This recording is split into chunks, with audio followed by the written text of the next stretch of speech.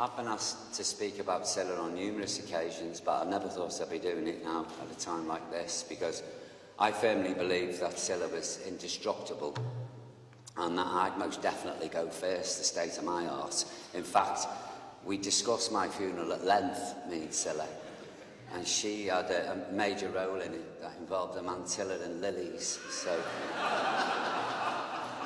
I'm going to have to rethink that now, aren't I? Hey? I've got fabulous Cilla stories, because we just had such a good time together, you know, and whenever we went on holiday together, or even if we went just for a simple meal, something always happens, usually to me.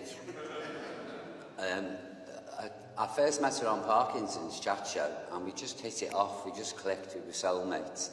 And then after Bobby died, I went down to dinner at the house, and we sat up till 5 o'clock in the morning, and decided to go and stay with Peter Brown in New York, which we did. And I introduced her to the finer things of New York. Like bars, burlesque shows, and nightclubs with such a reputation, taxi drivers were always reticent to drop us off. But I always used to say to her, "Give us your jewellery, Cilla." So I'd have the ring, the necklace, all the bits in my pockets, like permanently with my hand in my pocket, terrified in case I lost it.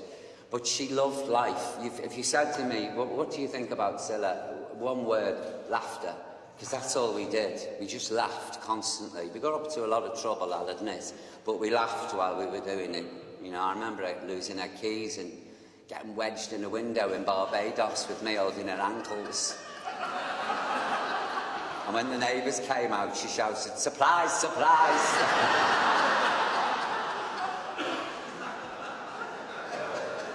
And then there was the time I broke my nose in a jacuzzi in Barbados. Pat will tell you about this. Pat come rushing up the stairs, she couldn't find any ice. She had a bag of frozen sprouts and she smacked it on my face. And she broke it even more.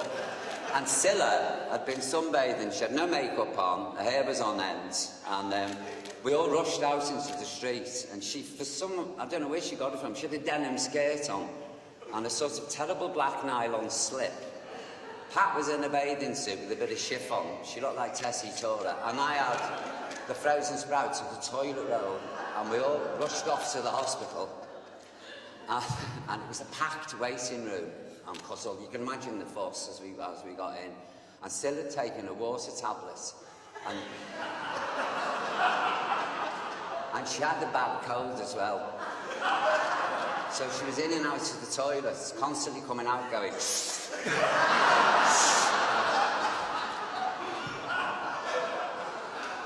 We looked like something out of Shameless, the pair of us. But these are the memories I have of that. I love this lady dearly. You've no idea. She was one of my closest friends. I absolutely adored her. And even if I hadn't spoken to her for some time, we always just picked up where we left off when we got together. And I always found that quite remarkable.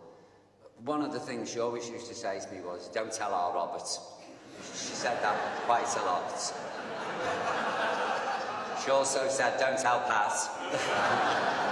And don't tell Peter Brown. So I'm afraid you three, that's a promise I'm going to fulfil. So I'm not going to sing like a canary today.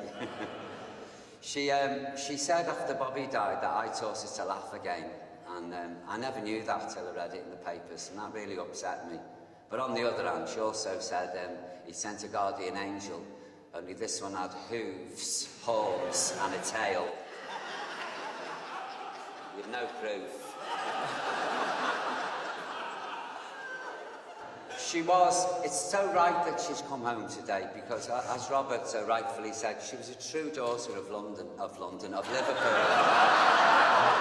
Sorry, Cilla. She did that then. A true daughter of Liverpool, because Scotty Road was never too far away, neither was Paddy's Market.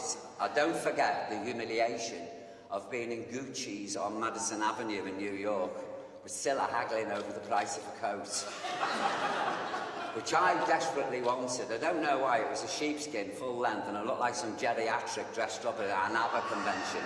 But Cilla said, "If you want it, Paul, we'll get it." And she said to the guy, "There's a mark on this."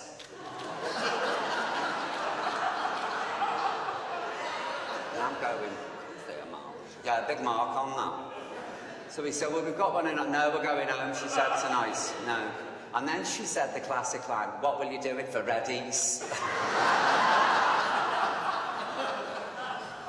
She was just, I don't know, she taught me lots of things, mainly never to turn left on, no, right on the plane. Always go that way. She was a great friend, she was full of fun. She was a wonderful woman, she was talented, she was so witty. She adored her family, she loved her sons, she loved her grandchildren. She was so proud that she came from Scotsy Road.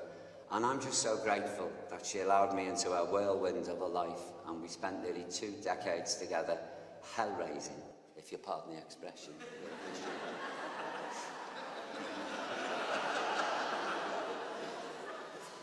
If you pardon the expression.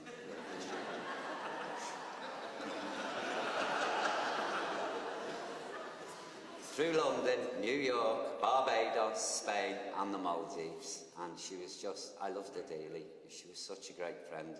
So I don't know what I'm going to do really. The light went off a couple of weeks ago, now it hasn't come back on yet.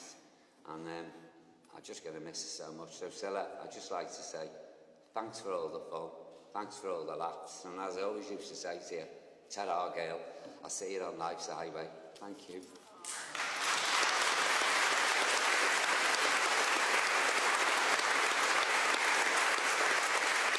Thanks, Paul. Say 3 Hail Marys.